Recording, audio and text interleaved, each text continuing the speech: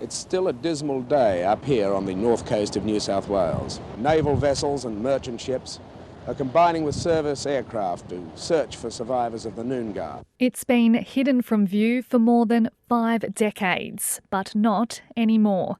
These are images of the MV Noongah taken following the wreckage's discovery last month.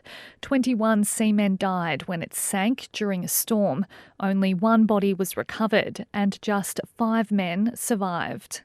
It has had a big effect on me because, as I say, with the shock of everything that happened so quickly in the beginning, and I've been trying to keep it out of my mind. Second engineer John Worth was interviewed just after being rescued. His recollection remains strong to this day. I jumped off the stern of the vessel just before it went under. I wasn't thinking about sharks or anything like that. I just didn't want to go with the ship. The 88-year-old has been meeting some of the victims' families. It's closure. For me, yeah.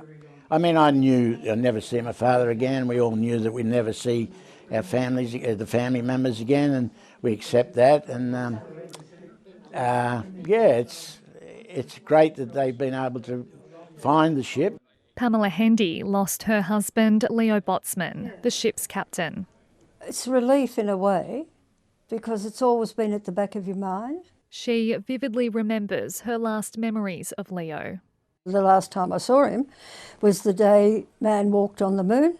I took him to the airport and dropped him off and waved goodbye and raced home to watch the landing on the moon. The modern-day search for the Noongah started in 2019. The first images of the shipwreck will go down in maritime history. At the time of its sinking, I believe it led to one of Australia's biggest maritime search and rescue efforts. So to kind of find that and close the loop is of huge significance. Vision from the site also shows the dangers survivors faced. As the cameras were being brought up, we did see 2 large sharks off in the distance. Maritime archaeologists are excited at what the shipwreck can tell us about our past. We can look at them as really important reminders of how things were just, say, 55 years ago, and how important the steelworks were in Newcastle and what that meant for transport and trade in our nation. Not only is finding the Noongah significant for Australian history, it's also seen as a tribute to the men who never returned home. They lost their lives, but we don't forget them, and we go out there and we find where their final resting place is. A 55-year-old mystery solved at last. Romy Stevens, ABC News, Newcastle.